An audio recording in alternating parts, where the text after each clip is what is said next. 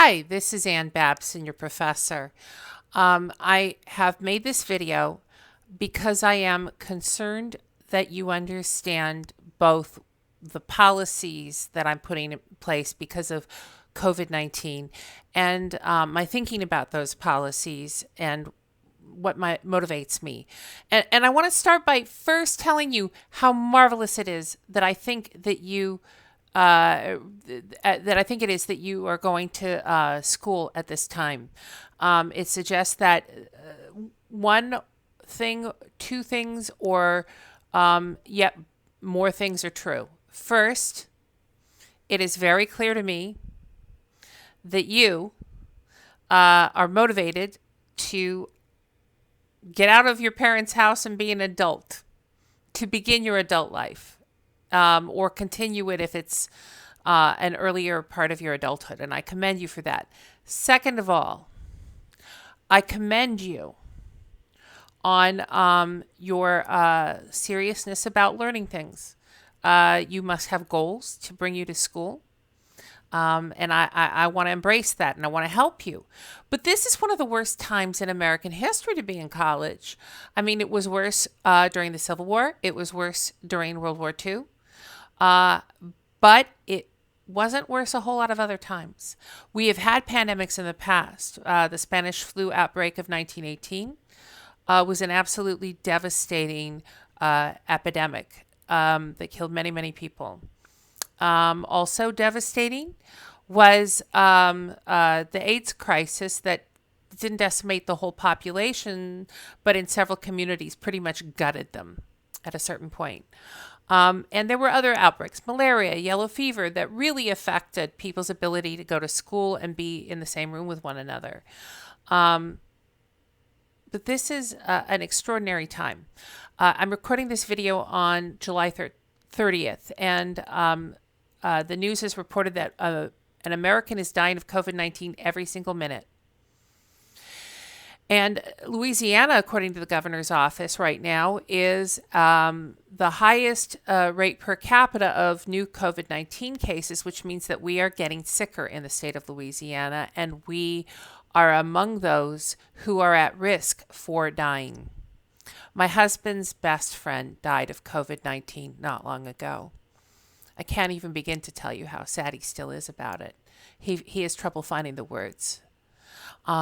I would never wish for you or your best friend to die, or your mother or father, because you were exposed to the disease, and even if you're very healthy yourself, brought it home.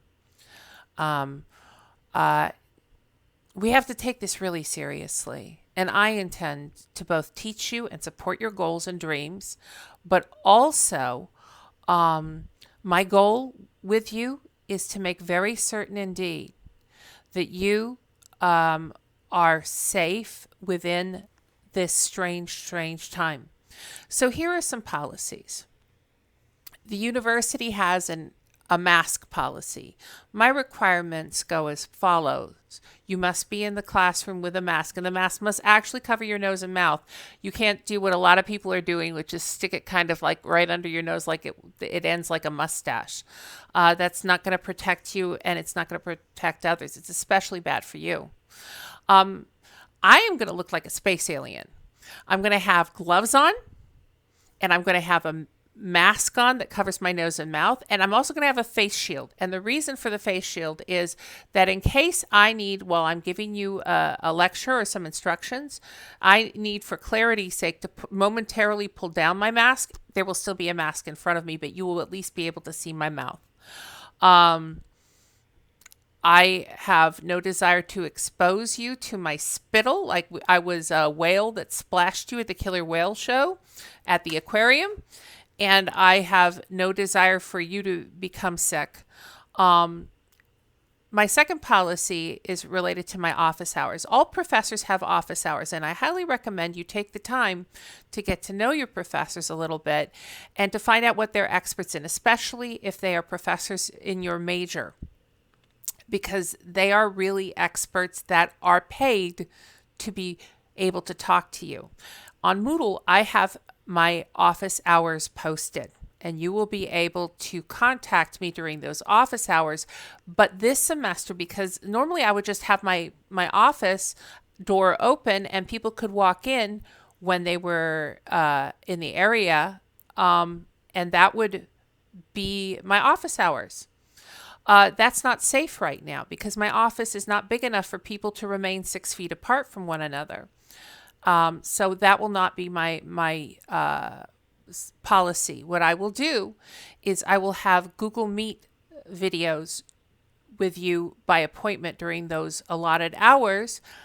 And if you absolutely, positively have to meet with me face to face to talk about something, I will meet you in the plaza area in front of D. Vickers, or I will meet you in the lobby of D. Vickers for a chat. But that will be actually less private and less discreet than a video chat on Google Meet. I want to make myself as available to you as I would be during any semester.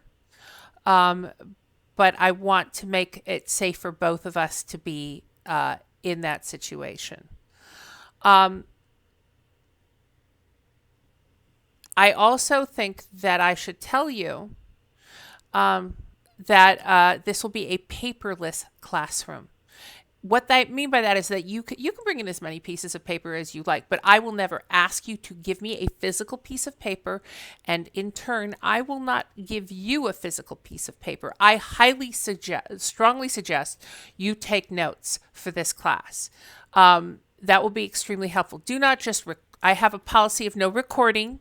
Like, don't take your phone and just play record. Don't do anything like that because that's not actually going to help you learn anything. Studies have shown that students who take notes are much more likely to remember things, and using a writing system actually works better than a keyboard.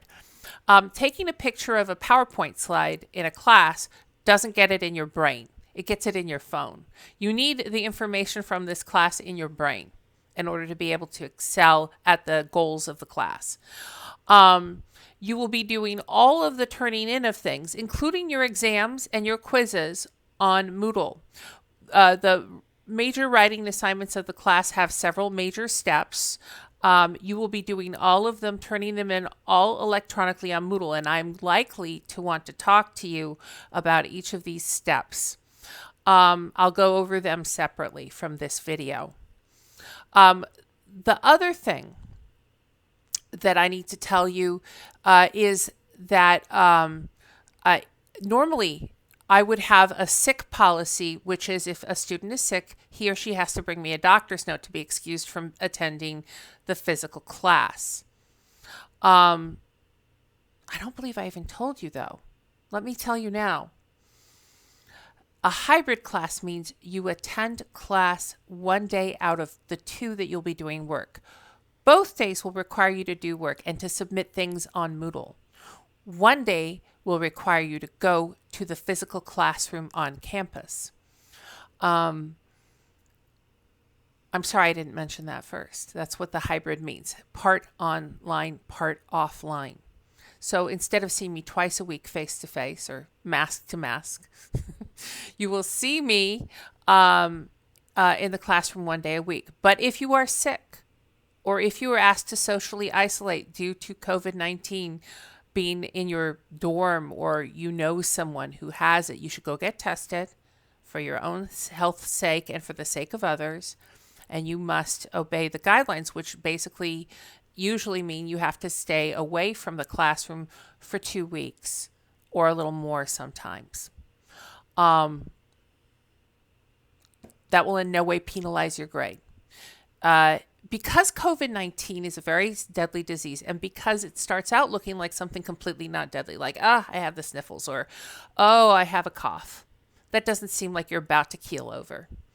And in fact, you may have limited symptoms. But if you feel sick, if you're not even sure whether you're sick or just tired or whatever, I want you to send me an email.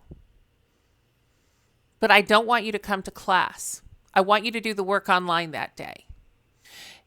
If for any reason you are too ill to do the work online, which would be your form of attending that day, I will need a doctor's note.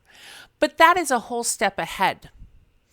I would much rather have an empty classroom and healthy students doing the work at a remote location than have you show up and be ill and potentially cause illness in others. Stay home, feel better, come to class only when you truly feel healthy. Give me a doctor's note if you are too ill to do the attendance and work online on the days that you're required to do. The last thing I need to tell you is that these policies are subject to change based on health conditions in the state of Louisiana. It's not impossible that we would be asked to leave the campus due to an outbreak of the illness. I'm hoping with you that that doesn't happen. But if people are too sick to participate in the work of the university, or if there are overwhelmed hospitals in the area, you may be asked to do all the work online for this class. That is entirely outside of my control. It will not be I who am asking. It will be probably the governor and certainly the president of the university at that point. I will not be making those kinds of sweeping changes. I may be making smaller adjustments to the policies I have outlined in this video. I really am looking forward to working with you.